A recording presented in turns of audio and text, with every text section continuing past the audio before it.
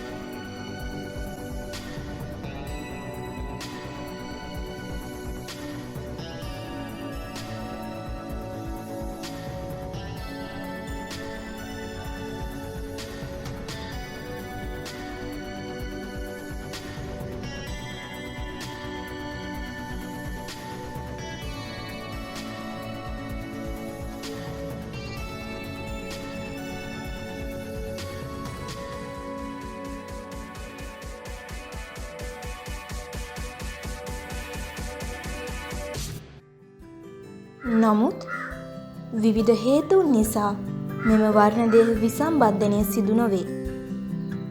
එනම් වර්ණදේහ නිර්විසම්බන්ධනය සිදුවේ.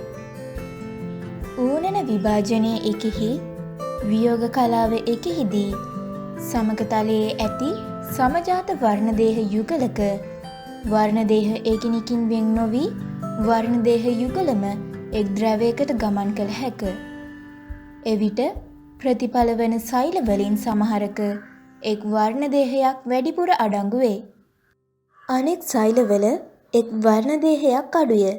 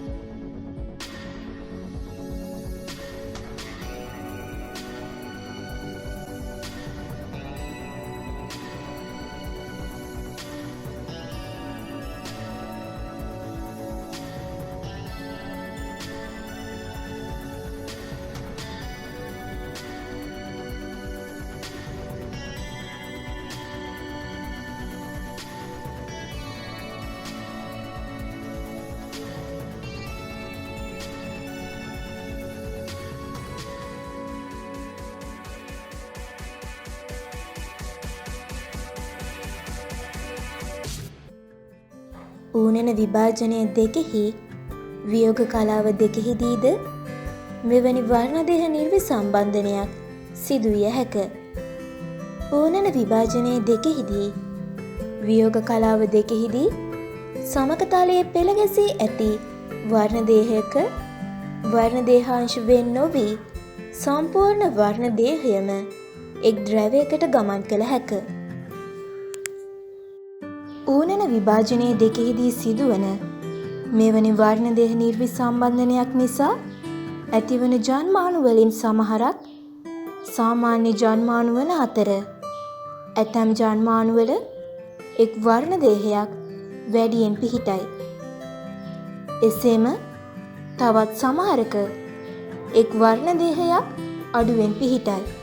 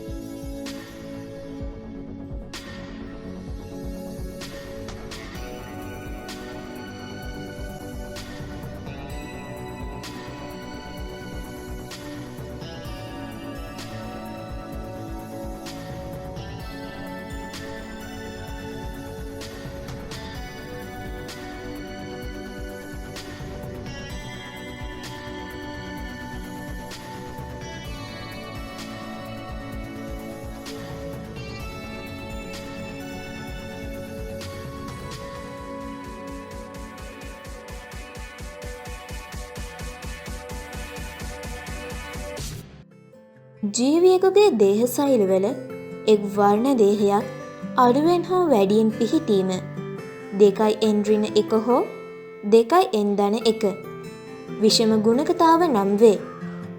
එනම් එකුණ දේහතාව හා ත්‍රිදේහතාව විෂම ගුණක ආකාර වේ.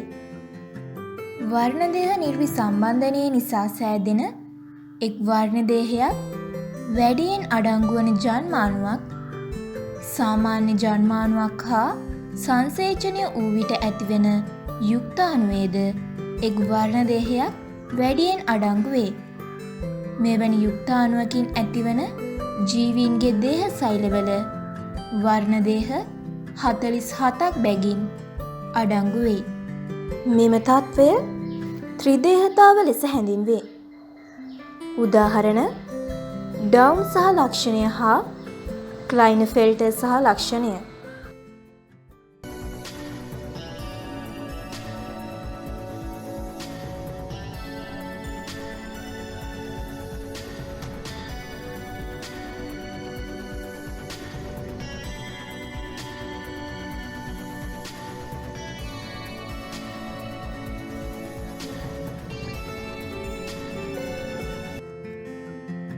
විසි එක්වන වර්ණ දේහයේ පිටපත් තුනක් අඩංගු වීම ඩවුන් සහ ලක්ෂණය ලෙස හැඳින්වේ. 21 වන වර්ණ දේහය අලිංග වර්ණ දේහයක් නිසා ඩවුන් සහ ලක්ෂණය ස්ත්‍රීන් තුළ මෙන්ම පුරුෂයන් තුළද දැකිය හැක. X වර්ණ දේහ දෙකක් සහ XY වර්ණ දේහයක් පිහිටීම ක්ලයිනෆෙල්ටර් සහ ලක්ෂණය ලෙස හැඳින්වෙන අතර මෙම තත්ත්වය පිරිමි පුද්ගලයන් තුළ පමණක් දැකිය හැක. එක් වර්ණ දේහයක් අඩුවෙන් පිහිටෙන ජන්මාණුවක් සාමාන්‍ය ජන්මාණුවක් හා සංසේචනය වූ විට සෑදෙන යුක්තාණුවේද එක් වර්ණ දේහයක් අඩුය. මෙවැනි යුක්තාණුවකින් ඇතිවන ජීවීන්ගේ දේහ සෛලවල ඇත්තේ වර්ණ දේහ 45 බැගිනි. මෙවැනි තත්ත්වයක් එකෝණ දේහතාව ලෙස හැඳින්වේ. උදාහරණ ටර්නර් සහ ලක්ෂණය.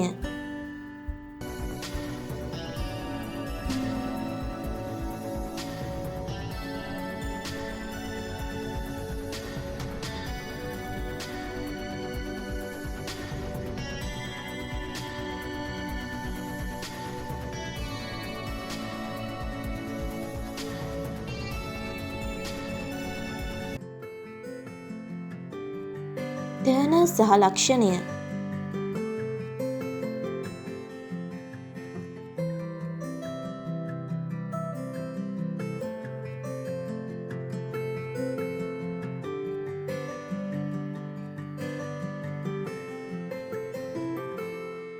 බහුගුණතාව. සමජාත වර්ණදේහ කට්ටල දෙකකට වඩා පිහිටීම බහුගුණතාව ලෙස හැඳින්වේ.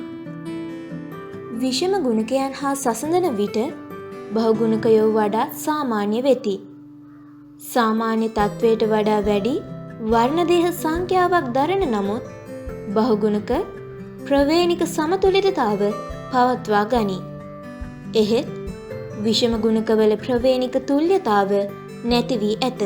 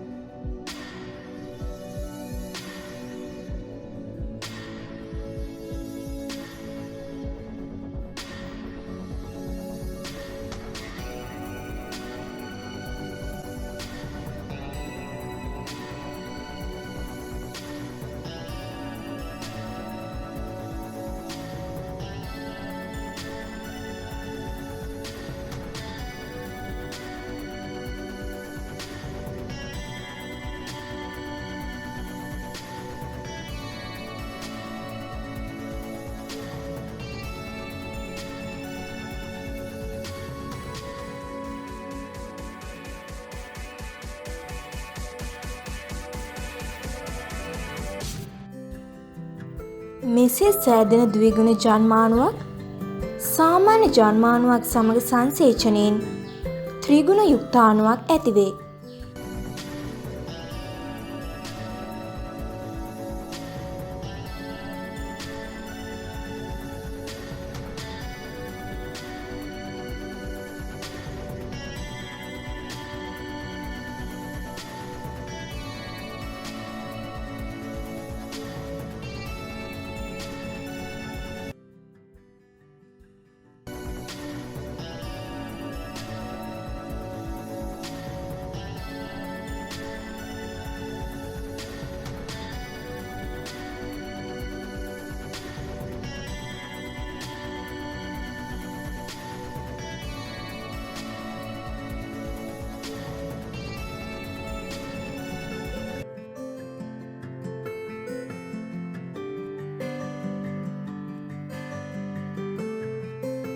ශාකවලට ඉහළ ගුණක මට්ටම් දරාගත හැකි අතර ඒවා බොහෝ විට ඔවුන්ගේ ද්විගුණ ජීවීන්ට වඩා හොඳින් ක්‍රියා කරයි. උදාහරණ කෙසෙල් ත්‍රිගුණක, තිරිඟු ෂඩ්ගුණක, ස්ට්‍රෝබෙරි අෂ්ටගුණක. ශාක අභිජනනකරුවන් විසින් අභිමත ලක්ෂණ ඇතිකර ගැනීම සඳහා කොල්චීසීන් වැනි රසායනික ද්‍රව්‍ය යොදාගෙන බහුගුණතාව ඇතිකර ගනී. ඉහළ ගුණක මට්ටම් සහිත සතුන් ඉතා දුර්ලභය. බහුගුණක පෘෂ්ඨවංශීන්ට වඩා අපෘෂ්ඨවංශීන් තුළ සුලභය. පෘෂ්ඨවංශීන් අතර බහුගුණක නිරීක්ෂණය කර ඇත්තේ මත්ස්‍යයන් හා උභයජීවීන් ස්වල්ප දෙනෙකුගේ පමණි. බහුගුණතාව මගින් ඇතිවන වාසි 1. විශේෂ දෙකක් අතර මුහුම් කිරීම අසාර්ථක වූ විට ඔවුන් අතර ජාන සම්ප්‍රේෂණයට පාලමක් ලෙස බහුගුණකයන් භාවිතා කළ හැක. 2. විෂම යුග්මකතාව වැඩිවීම නිසා ජෛව හා අජෛව ආතති දැරීමේ හැකියාව වැඩිවේ. 3. අතිරේක ජාන පිටපත් දැරීම නිසා ගිගස් ආචරණය ලෙසින් හැඳින්වෙන විශාල ඵල, මල්, පාත්‍ර ආදිය ඇතිවීම. 4. අතිරේක ජාන පිටපතක ඇතිවන විකෘතියක් මගින් අත්‍යවශ්‍ය කෘත්‍යයන්ට බාධා නොවන පරිදි නව කෘත්‍යයන් අත්කරගත හැක. 5. අතිරේක ජාන පිටපත් දැරීම නිසා හානිකර ඇල්ලවල ක්‍රියාව ආවරණය වේ. මෙය ස්වාරක්ෂණය ලෙස හැඳින්වේ. බහුගුණතාවය මගින් ඇතිවන අවාසි. සරුභාවය අඩුවීම. සරුභාවය අඩුවීම සිදු වුවද අලුතින් නිපදවන දෙමුහුම් ජීවියෙකුගේ ගෙනෝමය දෙගුණවීම මගින් සරුභාවය නැවත ඇතිවිය හැක. බීජ රහිත ප්‍රභේද ඇතිවීම.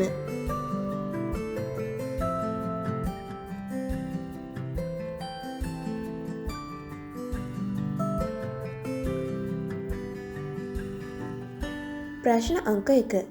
විකෘති පිළිබඳ නිවැරදි ප්‍රකාශ. A. ආදේශය නිසා නිශ්ශබ්ද විකෘති ඇතිවිය හැක. B. ලෝපය ජාන විකෘතිවලදී මෙන්ම වර්ණදේහ විකෘතිවලදීද ඇතිවිය හැක. C. ද්විකරණය නැමැති වර්ණදේහ විකෘති නිසා මානව ගහනය තුළ හමුවන ඩවුන් සහ ලක්ෂණය ඇතිවේ. D. පරිසංක්‍රමණය සමජාත වර්ණදේහවල පමණක් සිදුවේ. E. ප්‍රතිලෝමය නිසා ජාන කිහිපයක අනුපිළිවෙල වෙනස් වුවද ජාන සංඛ්‍යාව වෙනස් නොවන නිසා එවැනි විකෘති රූපානුදර්ශය කෙරෙහි බලපෑමක් නැත. ප්‍රශ්න අංක 2. ජාන හා වර්ණදේහ විකෘති කිහිපයක් පහත දැක්වේ. නිරාර්ථක විකෘති, අපගතාර්ථක විකෘති, ප්‍රතිලෝමය, වර්ණදේහ නිර්විසම්බන්ධනය.